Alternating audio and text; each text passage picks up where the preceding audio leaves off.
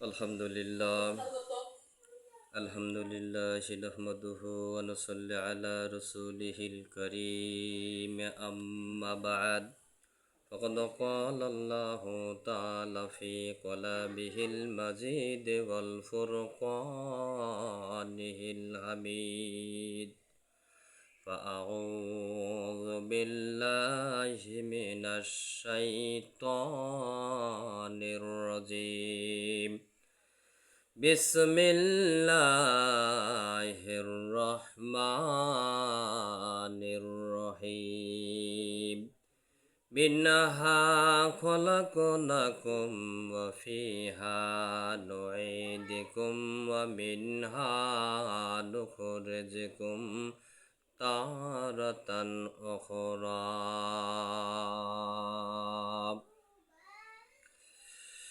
একদিন তোর সোনার শরীর থাকবে না রে হায়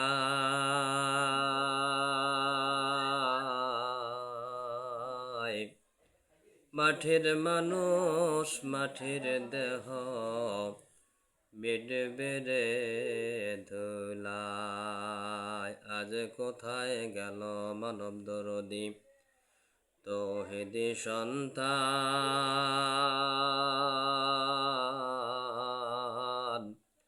কোথা গেল রে সোনার মানুষ কোথায় মুসলমান লা ইলাহা ইল্লাল্লাহ লা ইলাহা ইল্লাল্লাহ লা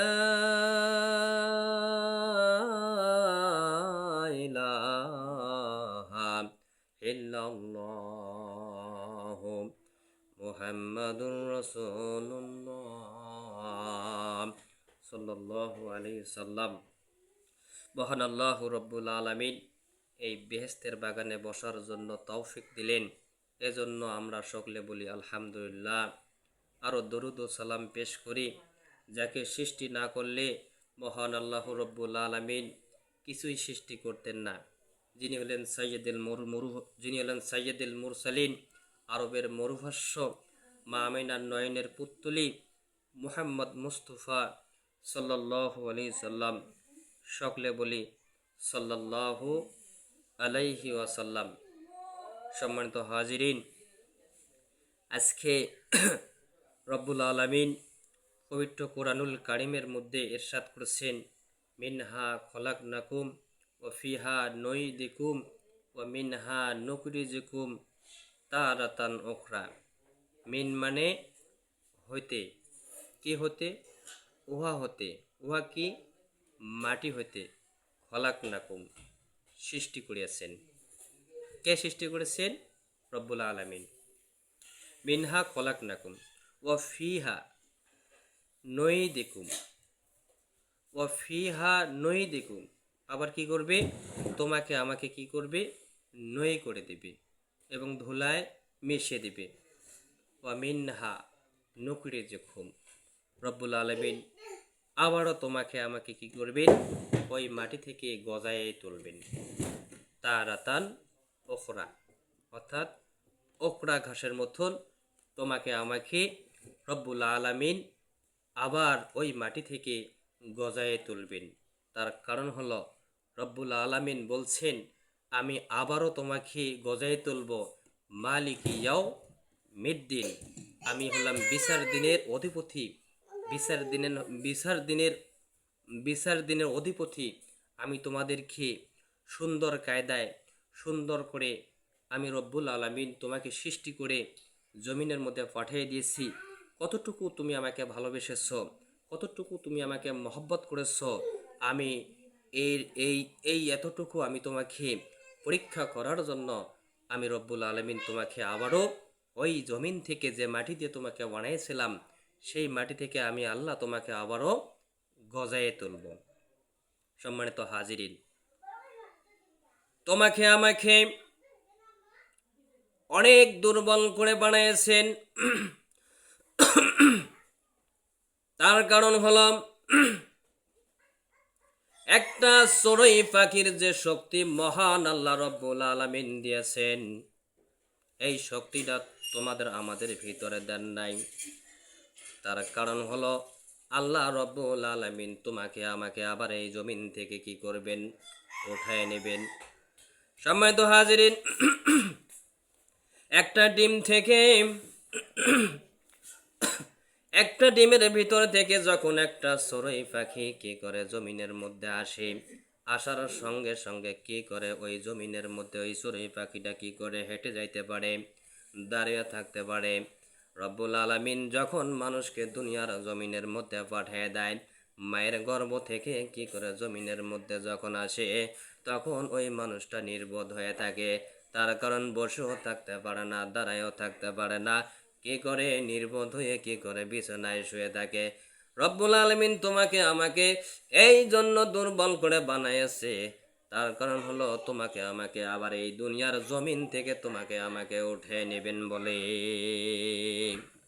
সময় তো হাজিরিন, তুমিও একদিন থাকবে না, আমিও একদিন থাকবো না। আল্লাহ রব্বুল আলামিন বলছেন, ওয়াল্লাযীনা আমানু আশাদ্দু হুব্বা লিল্লাহ। মারিফত অর্থ হলো পরিচয় পাওয়া। মানুষ যখন কোনো জিনিসের পরিচয় পেয়ে যায়, সেই জিনিসের জন্য মানুষ কি হয়ে যায়, পাগল হয়ে যায়। যতক্ষণ পায় নাই ততক্ষণ পর্যন্ত সেই জিনিসের জন্য মানুষ পাগল হয়ে যায়। টাকা কি জিনিস বাবারে, টাকার পরিচয় যখন মানুষ পায়, টাকার পরিচয় যখন মানুষ পায়, টাকা কামাই করার জন্য মানুষ কি করে পাগলের মতন ছোটে। টাকা দিয়ে কি হয় এই কথা যখন বুঝতে পারে, মানুষ কি হয়ে যায়, পাগলের মতো ছোটাছুটি করে। বিবি কি জিনিস বাবারে, বিবির পরিচয় যখন পায়, বিবির জন্য পাগল হয়ে যায়। পকেটে টাকা না থাকলো কি করে বিবির জন্য কারো কাছ থেকে ধার নিয়ে বাজার থেকে কি করে কেনাকাটা করে নিয়ে আসি। আমার তো হাজিরিন, মাওলা কি, মাওলা কত বড়, মাওলার রহমত কত, মাওলার দয়া কত। আমরা মাওলার পরিচয় যদি পেতাম, আমরা মাওলার পাগল না হয়ে কি করতাম, পারতাম না। মাওলার পাগল না হয়ে পারতাম না, যে মাওলা তোমাকে আমাকে সুন্দর করে বানাইলেন। রব্বুল আলামিন বলছেন, ফি আহসানে তাকওয়িম, আমি মাওলা তোমাকে কি করলাম, সুন্দর করে বানাইলাম। সমস্ত মাখলুকাতের মধ্যে সর্বশ্রেষ্ঠ আমি মাওলা মানুষকে কি করলাম, সুন্দর করে বানাইলাম। মায়ের গর্ভে মাওলাই কত সুন্দর কায়দা আমাদেরকে পালছেন বাবারে। এরপর যখন আমরা দুনিয়াতে আসলাম, দুনিয়াতে আসার আগে আমার আল্লাহ কত সুন্দরভাবে মায়ের বুকে খাদ্যের বন্দোবস্ত করে রেখেছেন। দুধ বেশি পাতলাও না যে ক্ষুধাও নষ্ট হবে না, আবার বেশি ঘন না যে পেটের অসুখ হবে, আবার একেবারে মিষ্টি ছাড়াও না যে খেতে খারাপ লাগবে, একেবারে বেশি মিষ্টিও না যে খাওয়াও যাবে না। বাবারে, এমনিভাবে আমার আল্লাহ তোমাকে আমাকে পালছে। মাওলার দেওয়া আলো বাতাস, মাওলার দেওয়া পানি, মাওলার দেওয়া সব কিছু এমন মাওলারে পরিচয় না দিয়ে কোথায় রহনা দিয়েছি রে বাবা। বিবির দ্বারা কি উপকার হয় সে পরিচয় পাওয়ার পরে বিবির জন্য পাগল হয়ে গেলাম। টাকার দ্বারা কি উপকার হয় সে পরিচয় পাওয়ার পরে টাকার জন্য পাগল হয়ে গেলাম।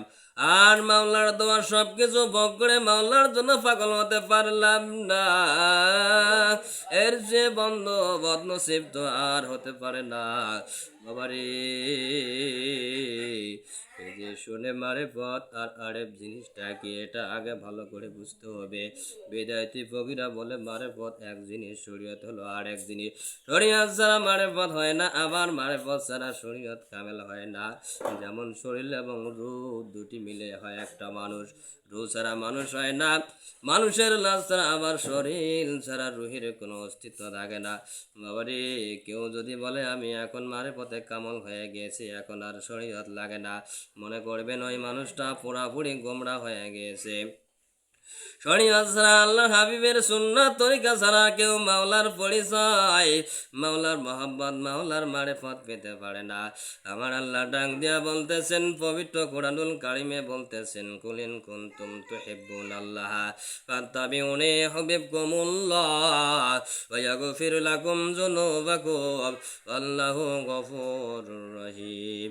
আমার আল্লাহ বিশ্ব নবীকে ডাক দিয়া বলে, হাবিব গো, আপনি আপনার উম্মতদেরকে বলে দিন, তারা যদি মাওলার মহব্বত পেতে যায়, আমি মাওলার মাগফিরাত পেতে যাই, তবে যেন আপনার অনুকরণ করে। আমার আল্লাহ ডাক দিয়ে কথা বলল, কারে বলল ভাই? এ কথা আমার বিশ্ব নবীকে বলিয়া দিল। বাবারে, মাওলাকে পেতে হলে, মাওলার মহব্বত হাসিল করতে হলে পূর্ণ শরীয়ত এবং পূর্ণ সুন্নাত তরিকার উপরে মজবুত হতে হবে। বাবারে, এক আল্লাহর ওলি 20 বছর পর্যন্ত খেদমত করেছে এক খাদিম। আমি এক হুজুরকে বললাম, হুজুর, আমি আপনার কাছে 20 বছর পর্যন্ত রয়েছি, কিন্তু আপনার কোনো কারামত দেখতে পারলাম না। হুজুর বলেন, বাবারে, এই 20 বছরের মধ্যে তুমি আমাকে সুন্নতে খিলাফ কোনো কাজ করতে কি দেখেছি? খাদেম বলে, না হুজুর, তা তো কখনো দেখি নাই। তখন হুজুর বলেন, বাবা, এর যে বড় কারামত আর নেই। সবচেয়ে বড় কারামত হলো সুন্নাত তরিকার উপরে মজবুত দেখা। বাবারে, এক আল্লাহর ওলি আর এক আল্লাহর ওলির সাথে দেখা করতে গিয়ে দেখেন তিনি বাড়িতে নাই। আল্লাহর ওলি তার মুরিদের কাছে জিজ্ঞাসা করি, তোমাদের হুজুর নামাজ পড়েন কোথায়? তখন তারা দেখিয়ে দিল ওই জায়গায় তিনি নামাজ পড়েন। একটা পাথরের উপর নামাজ পড়তে পড়তে পাথরের উপর দাগ পড়ে গিয়াছে। আল্লাহর ওলি দেখেন তিনি যে সেজদায় দিয়েছে, সেজদায় দিতে হাতের আঙ্গুলের সাফ ফাঁকাফাঁকি, সেজদার মধ্যে হাতের আঙ্গুল মিলিয়ে রাখা সুন্নাত, আর সে রাখছে ফাঁকা করে। এত বড় একটা সুন্নাতের প্রতি যার খেয়াল নাই, সে কোনোদিন আল্লাহর ওলি হতে পারে না। মাওলার মারিফত, মাওলার পরিচয় যখন বান্দা পেয়ে যায়, তখন ওই বান্দারা মাওলার মর্জি খেলাফ কোনো কাজ করতে পারে না। আর যারা বলে আমরা মারিফত পেয়ে গেছি, এখন আর আমাদের শরীয়ত লাগে না, মনে করবেন ওই মানুষগুলো পুরোপুরি ভাবে গোমরা হয়ে গেছে। কারণ যে ব্যক্তি শরিয়ত ছেড়ে দিয়ে মারিফত হাসিল করতে চায়, সে কাফের হয়ে যায়। যদি বলে কিসের নামাজ, আমাদের নামাজ লাগে না, সেজদা দেব কোথায়? সমস্ত জায়গায় ইবলিস সেজদা করে সব জমিন নাফাক করেছে, তখন আর ওই ব্যক্তির মুসলমান থাকে না। বাবারি, আল্লাহ তাআলার কাছে বুদ্ধিমানকে, বাবারে, দুনিয়াতে মানুষ সবাই মনে করে আমি বড় বুদ্ধিমান। একজন ডাক্তার, একজন ইঞ্জিনিয়ার, একজন বড় বিজ্ঞানীকেরা মনে করে আমরা বড় জ্ঞানী, বড় বুদ্ধিমান। কিন্তু এদের মধ্যে যদি দিনের কোনো বুঝ না থাকে, তবে আমার আল্লাহ ফরমান, উলাইকা হুমুল জাহিলুন। এরা যদিও দুনিয়াতে খুব বুদ্ধিমান, কিন্তু আমি মাওলার কাছে এরা জাহেলের দল, মূর্খের দল। বাবারে, নিজেকে বুদ্ধিমান দাবি করলাম, কিন্তু আমার আল্লাহর কাছে ওই বুদ্ধিমান কোনো দাম নেই, বুদ্ধিমান কোনো কাজে লাগবে না। আমার আল্লাহকে আমাদের ময়দানে ডাক দিয়া বলবেন, আইনা উলুল আলবাব, ও বুদ্ধিমানেরা, ও বুদ্ধিমানেরা, তুমি কোথায়? তোমরা কোথায়? এখন আমার আল্লাহ তাআলার কাছে বুদ্ধিমান কারা? আমার আল্লাহ বলতেছেন, আল্লাযীনা ইয়াযকুরুনাল্লাহা যিকরান, আল্লাযীনা ইয়াযকুরুনাল্লাহা কিয়ামান ওয়া কুউদান ওয়া আলা জুনুবিহিম ওয়া ইয়াতাফাক্কারুনা ফি খালকিস সামাওয়াতি ওয়াল আরদ রব্বানা মা খালাকতা হাযা বাতিলান সুবহানাকা ফাকিনা আযাবান নার। বুদ্ধিমান ওই সমস্ত লোক যাদের মধ্যে তিনটা গুণ বিদ্যমান আছে। এক নম্বরে যারা বসা অবস্থায়, শোয়া অবস্থায় এবং দাঁড়ানো অবস্থায়, তিন অবস্থায় আমি মাওলাকে স্মরণ করি। আমি মাওলার জিকির করে। দুই নম্বরে আমি মাওলা আসমান জমিনের মধ্যে যা কিছু আছে তা নিয়ে চিন্তা গবেষণা করে। তিন নম্বরে হলো মাঝে মাঝে নীরবে নির্জনে বসি নিজের পানি পালাইয়া দিয়া আমার মাওলাকে ডাকে, মালিক গো। বন্ধুর পাল্লায় পড়িয়া, শয়তানের পাল্লায় পড়িয়া আমরা কত ধরনের গুনাহ করেছি আল্লাহ। ওগো মালিক, তুমি যদি মাফ না করো, আর কোনো মাবুদ নাই যে তিনি আমাকে মাফ করবি। আল্লাহ, তুমি আমাকে মাফ করে দাও বাবারি। এখন হিসাব করেন তো নিজেকে কত বুদ্ধিমান, কত জ্ঞানী দাবি করলাম, কিন্তু মাওলার কাছে ওই বুদ্ধিমানের কোনো দাম নাই। আল্লাহ তাআলা বুদ্ধিমান হওয়ার জন্য যে গুণ বলেছেন তা আমাদের মধ্যে আছে কি না বাবারে? যদি আপনার আমার মধ্যে ওই তিনটা গুণ না থাকে, তবে আপনি আমি যতই বুদ্ধিমান জ্ঞানী দাবি করি, এ দাবি কিন্তু মাওলার দরবারে কাজে আসবে না। আমার আল্লাহ তাআলা বলছেন, বুদ্ধিমানের প্রথম নম্বরে গুণ বলেছেন বসা অবস্থায়, শোয়া অবস্থায়, দাঁড়ানো অবস্থায়, তিন অবস্থায় আমার আল্লাহকে স্মরণ করা। আর মানুষ ওই তিন অবস্থায় ছাড়া খালিও থাকে না, হয় বসা অবস্থায় থাকে, না হয় দাঁড়ানো অবস্থায় থাকে, আর না হয় শোয়া অবস্থায় থাকে। আমার আল্লাহ বলছেন, ওয়ালা তাকুম মিনাল গাফিলিন, তোমরা এক মুহূর্ত আমি মাওলার স্মরণ থেকে গাফেল হয়ো না বাবারি। এ তিন অবস্থায় বা সব সময় ইচ্ছা করে আল্লাহকে স্মরণ রাখা কি সম্ভব? তা কোনোদিনও সম্ভব না। এর পিছনে বহু মেহনত করতে হয়। যেমন একটা মেশিন ঘোরে না বা চলে না, কিন্তু যদি মেশিনে তেল মোবিল সব কিছু দিয়ে জোর করে স্টার্ট করে দেওয়া হয়, তখন মেশিন নিজে তো ঘুরে এবং তার সঙ্গে অন্যকে বেঁধে দিলে তাকেও ঘোরাতে থাকবে। ঠিক বাবারে, কোনো হক্কানি পীরের হাতে হাত দিয়ে তার পরামর্শ অনুযায়ী আল্লাহর জিকির শুরু করে দিলে, আল্লাহর ফজলে কলবে যখন জিকির শুরু হয়ে যাবে, তখন সবসময় আল্লাহর স্মরণ করা সহজ হয়ে যাবে। বলতে পারেন, হুজুর এটা কেমনে সম্ভব? মানুষ আমরা দুনিয়াতে কত কাজে ব্যস্ত থাকি, কেমনে স্মরণ থাকে? বাবারে, আপনার একটা আদরের ছেলে আছে, ছেলেকে আপনি খুব মহব্বত করেন, ভালোবাসেন। হঠাৎ করে আপনার এ ছেলের অসুখ হয়েছে, আপনি খুব পেরেশান হয়ে গিয়েছেন, অস্থির হয়ে গিয়েছেন। এখন আপনি ডাক্তারের কাছে গেছেন, ঔষধ খরিদ করেছেন, ওষুধ ঠিক আছে কি না প্রেসক্রিপশনের সাথে মিলিয়ে দেখেছেন। এরপর পথে কতবার সারফল পার হয়ে ঠিক মতো বাড়িতে এসে পৌঁছেছে বাবারে। এখন আপনার বিচার আপনার কাছে রাখলাম। এই যে ডাক্তারের কাছে গেলেন, ওষুধ কিনলেন, পথের মধ্যে কতবার সারফল পার হলেন, এর মধ্যে আপনার ছেলের কথা একটি মুহূর্তের জন্য বলতে পারলেন না। আমার এত বড় দয়াল মাওলা, এত মাওলার জিকির করতে করতে যখন মাওলার মোহাব্বত একবার কলবে ঢুকে যাবে, তখন মাওলাকে আর ভুলে থাকতে পারবে না। আপনি দুনিয়া হাজারো কাজ করছেন, আপনার খেয়াল আমার মাওলা আমার দিকে চেয়ে আছেন, আমার মাওলা আমার সঙ্গে মিলিয়ে আছেন। এভাবে কলবের মধ্যে সব সময় খেয়াল চেপে রাখার নাম হলো আসল জিকির বাবাজি। এবারে যদি আল্লাহর ফজলে কলবে একবার জিকির বসে যায়, তখন তো আর ওই বান্দা মাওলার মর্জির খেলাফ কোনো কাজ করতে পারে না। মাওলার খেয়ালে মাওলার জিকিরে যে কি মজা কি স্বাদ, তা আল্লাহর খানানে রো বলেন ওয়াজাব শিশালে ইমানা মুহাক্কাক সুদ বাখানি কে একদম বা খুদা বুদান বহ আজ তকতে সুলাইমানি।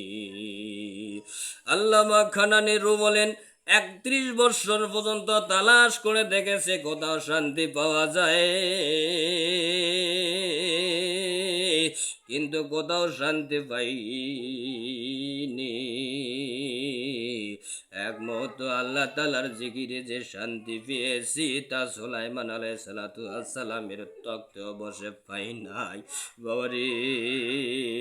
এ সমস্ত কথা এখন বুঝে আসবে না, জিকির করে দেখো তখন বুঝে আসবে। রসগোল্লা মুখে দিলে পরে বুঝে আসবে রসগোল্লা কত মিষ্টি কত স্বাদ বাবারে। তোমাকে জিকির সম্পর্কে হাজারো বুঝলেও বোঝালো বুঝে আসবে না, কিন্তু কিছুদিন মাওলার জিকির করে দেখো মাওলার জিকিরের মধ্যে কি জিনিস রেখেছে বাবারে। আল্লাহ তাআলা দ্বিতীয় নম্বরে বুদ্ধিমানের গুণ সম্পর্কে ফরমান ওয়ায়াতাফাক্কারুনা ফি খালকিস সামাওয়াতি ওয়াল আরদ, আসমান জমিনের মধ্যে যা কিছু আছে তা নিয়ে চিন্তা গবেষণা করে দেখো। চিন্তা গবেষণা করে দেখেছি আসমান বিনা খামে বিনা খুঁটিতে কেমনে বানাইলেন, কে বানাইলেন। চন্দ্র সূর্য গ্রহ নক্ষত্র দিয়ে কি সুন্দরভাবে আসমানটাকে সাজিয়েছেন। চন্দ্র একবার আগে যায় আবার পিছিয়ে যায়, সূর্যের সাথে একদিনও টক্কর লাগলো না বাবারে। বিজ্ঞানিকের কথা, সূর্যের যে আগুন তা দুনিয়ার আগুনের চেয়ে কয়েক কোটি গুণ তেজের আগুন। এই সূর্যের আগুন জ্বালায় বাকে পেট্রোল বাকে দেয়। এভাবে চিন্তা গবেষণা করতে করতে বান্দার একদিন হয়ে যায় এসব তো মাওলা ছাড়া আর কেউ বানায় নাই বাবাজি। এজন্য কবি বলেন বনগে দর তানে সবজ দর নজরে হুঁশিয়ার আর কে দপ্তর তোমারে কো কের দেঘার। জ্ঞানের চক্ষু দিয়া মানবিক চক্ষু দিয়ে একটি গাছের পাতার দিকে তাকাইলে মাওলার পরিচয় পাওয়া যায় বাবার। এভাবে আসমান জমিনের মধ্যে যা কিছু আছে তা নিয়ে চিন্তা গবেষণা করলে মাওলার পরিচয় পাওয়ার নাম হলো সাইরে আফাকি, আরেকটা হলো সাইরে আনফুসি, অর্থাৎ নিজের মধ্যে মাওলাকে তালাশ করা। আহারে মাওলা আমার চক্ষু দুটি কত সুন্দর কায়দায় তৈরি করেছে, আবার এই চোখের পাওয়ার কত দিয়েছে আবার এই মাওলার কত সুন্দর করে চোখের সাথে নাক ফিট করলেন, আবার নাকের সাথে মুখটা ফিট করলেন, মুখের মধ্যে আবার জিহ্বা দিলেন, দাঁত দিলেন বাবারে। খেয়াল করে দেখো মাওলা কেমন খানা হাতে নিয়ে মুখে দেওয়ার আগে নাক বলে দিবি ভালো না মন্দ, এরপর মুখে দিলে জিহ্বা বলে দিবি ভালো না মন্দ। বাবা এখন খেয়াল করে মুখটা যদি পিছনে দিত, হাত দিয়ে পিছনে নিয়ে খানা খেতে কত কষ্ট হতো। আল্লাহ তাআলার হাত দুখানা কেমন কায়দা বানিয়েছেন, আঙ্গুলগুলোর মধ্যে কত জোড়া দিয়েছেন, যদি জোড়া না থাকতো তবে আমরা কিছুতে ধরতে পারতাম না। আবার হাতের পিঠের চামড়ায় নরম দিয়েছে এবং ভেতরের চামড়া কত শক্ত দিলেন। যদি ভিতরে চামড়া শক্ত না দিতেন তবে আমরা কিছুতে ধরতে পারতাম না, এমনি ভাবে বানিয়াছি। বাবারি, এভাবে নিজের মধ্যে তালাশ করে দেখো, মাওলাকে পাবা। মাওলাকে পেতে হলে আসমানে যাওয়া লাগবে না। আল্লাহ তাআলা নিজে ফরমান, ওয়াফি আনফুসিকুম আফালা তুবসিরুন, আমি মাওলাকে কোথায় তালাশ করো, আমি মাওলা তোমার সিনার মধ্যে আছি, তুমি কেন দেখো না। বুদ্ধিমানের তৃতীয় নম্বরে গুণ হলো আল্লাহ তাআলা বানানো সব কিছু নিয়ে চিন্তা ভাবনা করা। রব্বানা মা খলাকতা হাযা বাতিলা, মাবুদ গো তুমি তো কিছুই বেহুদা বানাও নি। এরপর সময় সময় নিরালায় নির্জনে বসে দু ফোঁটা চোখের পানি ছেড়ে দিয়া মাওলার দরবারে কান্দে আর মাপ চায়। ওরে, এই তিনটি গুণ যদি আপনার আমার মধ্যে থাকে তবে আপনি মাওলার দরবারে বুদ্ধিমান ও জ্ঞানী। নিজেকে যত বুদ্ধিমান জ্ঞানী দাবি করি কেন, মাওলার কালামের সঙ্গে যদি তা না মেলে তবে আপনি আমি মাওলার মুখ্য বা বোখা। ওরে, তুমি আমি একদিন থাকবো না। আমার আল্লাহ এই পৃথিবী থেকে কি করবে, তোমাকে আমাকে কি করবে, বিদায় দিয়ে দেবে। এই দুনিয়া ছেড়ে যাইতে হবে। তুমি আমি যখন থাকবো না এই জমিনের মধ্যে, তোমাকে আমাকে আমার মাওলা এই দুনিয়া থেকে কি করবে, নিয়ে যাবেন। আজরাইলকে পাঠিয়ে দেবেন। আজরাইল তোমাকে আমাকে যখন নিতে আসবে, আজরাইল তোমাকে আমাকে যখন নিতে আসবে, তোমাকে যখন আমাকে নিতে আসবে, তুমি আমি দুর্বল হয়ে পড়ে যাব। তোমাকে আমাকে তোমার আপনজনেরা, আত্মীয় স্বজন, পাড়াপড়শিরা দেখার জন্য আসবে। বাবা, সুন্দর সুন্দর ফল জুস নিয়ে তোমাকে আমাকে দেখার জন্য আসবে। তোমাকে আমাকে দেখার জন্য আসবে, জুস মুখের মধ্যে দিয়া দেবে। এক গালসি থেকে আর এক গালসি দিয়া কি হবে বাবারে, পড়ে যাবে। বাবা, আজরাইল কি করবে, তোমাকে আমাকে ছাড়বে না। বিশাল আকৃতি নিয়ে তোমাকে তোমার আমার সামনে এসে পৌঁছে যাবে। যখন আজরাইল তুমি আমি আজরাইলের যখন মুখের ভিতর দেখবো, তাকাইয়া দেখবো, আজরাইলে যখন দেখে তাকাবো, আজরাইল বিভিন্ন ধরনের আমাকে কি দেখাবে, ভয় ভীতি দেখাবি। আজরাইলের সম্পূর্ণ শরীরের মধ্যে প্রত্যেকটা লোম দিয়ে আগুনের সীসা বাড়াইবি। যখন তুমি আমি ওই আজরাইলকে দেখবো, তুমি আমি পালাবার চেষ্টা করবো, কোথাও পালাইতে পারবো না। তোমার আশপাশে আসিয়া কাঁদবে, তোমার ঘরের সুন্দর নারী, সুন্দর বিবি, যার জন্য তুমি কি করলা, যার জন্য তুমি কি করলা, হারাম পথে রোজগার করলো, লক্ষ লক্ষ কোটি কোটি টাকা করলা, যার জন্য তুমি ঘর বানাইলা রে বাবা, সে তোমার আপনজন না। সে কাঁদবে ভাই ভাই বলে, ভাই ভাই বলে কাঁদবে। ও ভাই, তুমি আজকে আমার সারে কোথায় যাও, আমারে কে দেখবে, সে কি করে খাবে, সেই জন্য তোমার স্ত্রী কাঁদবে। তুমি যে দুনিয়া থেকে চলে যাবে এর জন্য কাঁদবে না। তোমার সন্তান তোমার সামনে বসে কাঁদবে, আব্বু আব্বু বলে ডাকবে। তোমার ছেলে কাঁদবে, আব্বু আব্বু বলে ডাক দিবে। আজরাইল বলবে, ভাই এত কাঁদো কেন, তোমরা কাঁদো কে, আমার কোনো দোষ নাই, আমার কোনো দোষ নাই। আজরাইল বলবে, আমার কোনো দোষ নাই, আমার মাওলা আমাকে পাঠিয়ে দিয়েছে তোমাকে নেওয়ার জন্য। আমি সেই জন্য আমি এসেছি। বাবারে, তোমাকে আমাকে যখন ওই মরণের আজরাইল কি করবে, নিয়ে যাবি, নিয়ে যাওয়ার সঙ্গে সঙ্গে তোমাকে আমাকে দেখার জন্য আশপড়শিরা কি করবে, আসবে।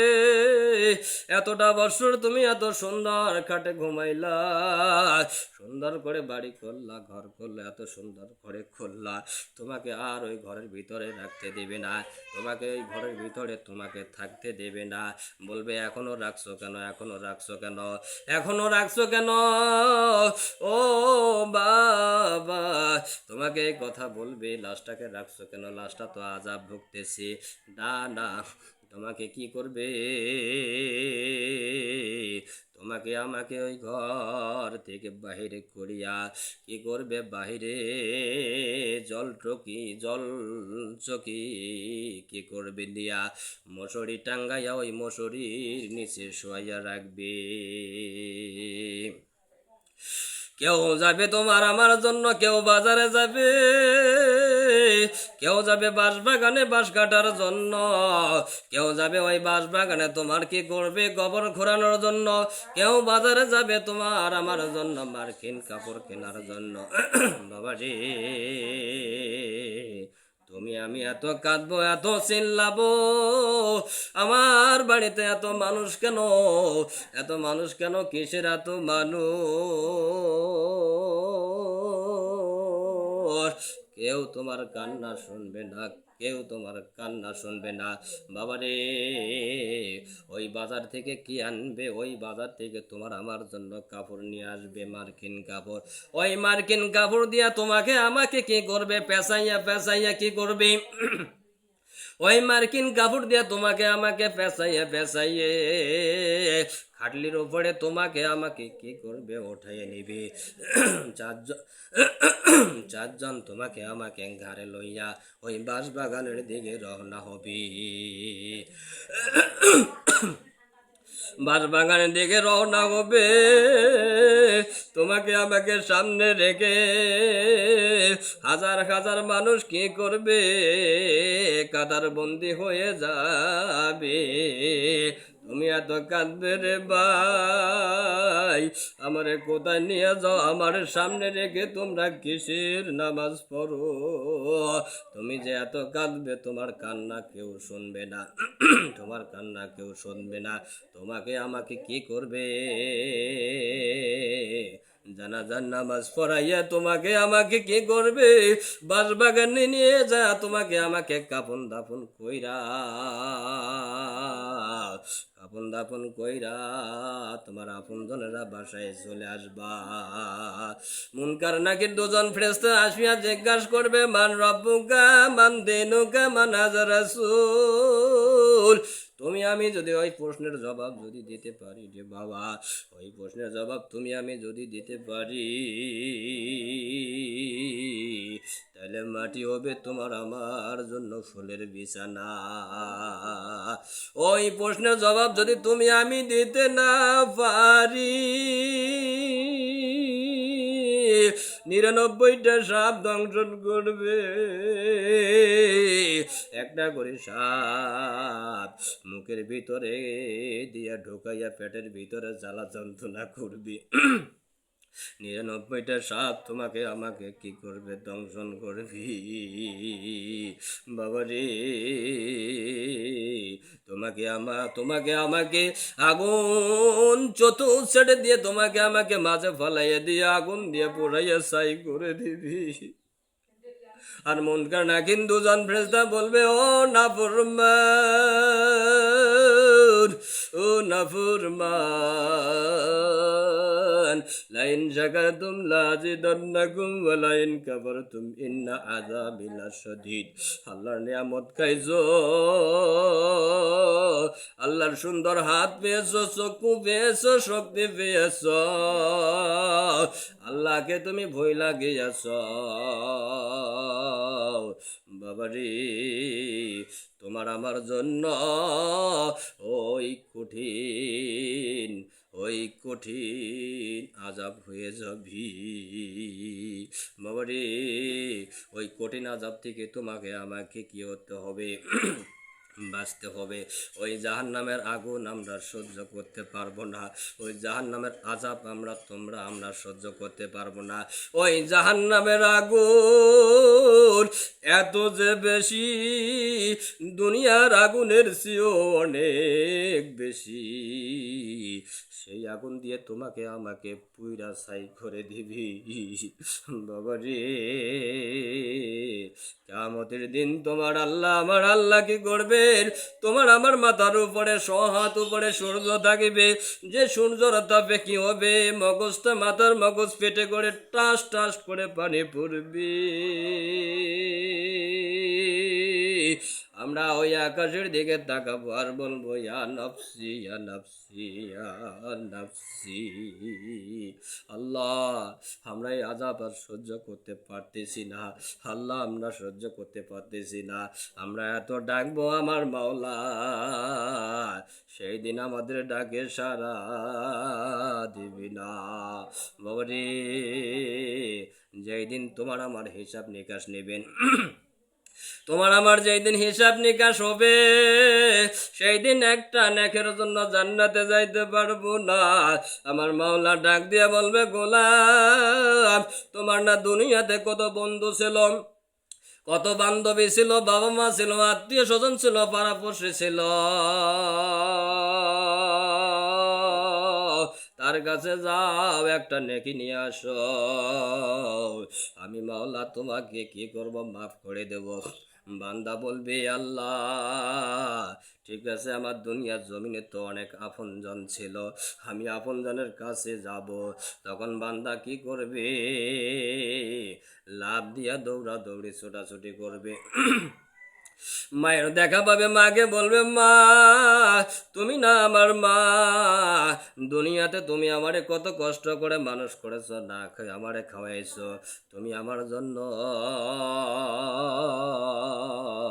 কত কষ্ট করেছো রে মা, একটা নেকি দাও না মা। আমার আল্লাহ আমাকে বলতেছে, একটা নেকি যদি আমি নিয়ে যেতে পারি মা, আমার মাওলা আমাকে জান্নাত দিবি।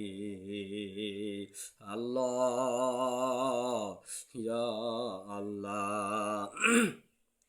মাকে ডাক দিয়া বলবো, মা বলবে, বাবা কে তুমি, কে তুমি, আমি তোমারে চিনি না, দুনিয়ার জমিনে তো আমার বিয়াও হলো না, কিসের সন্তান, কিসের সন্তান, আমি চিনি না, তোমারে চিনি না, তুমি দূর হয়ে যাও, তুমি দূর হয়ে যাও। দু চোখের পানি ফলাইয়া দিয়ে চিল্লা পাল্লা করবে, মা ভালো করে দেখো, তুমি আমারে চিনতে পারছো না। মা বলবে, না আমি তোমারে চিনি না, আমি তোমারে চিনি না, তুমি দূর হয়ে যাও। বাবার কাছে যাইবে, বাবা বলবে এমনই কথা, বাবা বলবে। বন্ধুর কাছে যাইবে, বন্ধু এমন ভাবে বলবি, বাবারে দুনিয়ার বাজারে কত বন্ধু ছিল তোমার আমার, কত না বাজারে বিপদে পড়ছিলাম, বন্ধু তোমাকে যতক্ষণ ওই বিপদ থেকে উদ্ধার করে নাই, ততক্ষণ পর্যন্ত তোমার বন্ধু যায় নাই। সেই বন্ধুর দেখা পাইলাম, বন্ধুকে বললাম, বন্ধু তুমি আমারে একটা নেকি দাও, আমার আল্লাহ আমাকে মাফ করে দিবে। বন্ধু ডাক দিয়া বলবে, তুমি কিসের বন্ধু, তোমারে আমি চিনি না, তোমারে আমি চিনি না, তোমারে আমি চিনি না। এইভাবে নানার কাছে যাবে, নানা এভাবে বলবে, নানির কাছে যাবে, নানি এভাবে বলবে, দাদার কাছে যাবে, দাদি এভাবে বলবে, দাদির কাছে যাইবে, দাদি এইভাবে বলবে। তামাম মাসুরের মাঠ ঘুরবে, কেউ তোমার একটা নেকি দেবে না। বাবারে চিন্তা করে দেখো, দুনিয়াতে কেউ তোমার আবার আপন জান না। ওরে আমার আপনজন হলো আমার মাওলা, তাহলে তোমাকে আমাকে কি করা লাগবে? তোমাকে আমাকে কি করা লাগবে? আমার মাওলার মহব্বত বেশি বেশি করে তার কলবে ঢোকা লাগবে। তোমাকে আমাকে কি করা লাগবে? আমার মাওলার ভালোবাসা কলবের মধ্যে রাখতে হবে। নবীর সুন্নতের তরিকায় তোমাকে আমাকে জীবনটা কি করা লাগবে? অতিবাহিত করা লাগবে। তাহলে ওই হাসুরের মাঠে, ওই কঠিন মুসিবতের দিন আমার বন্ধু হবে আমার আল্লাহ,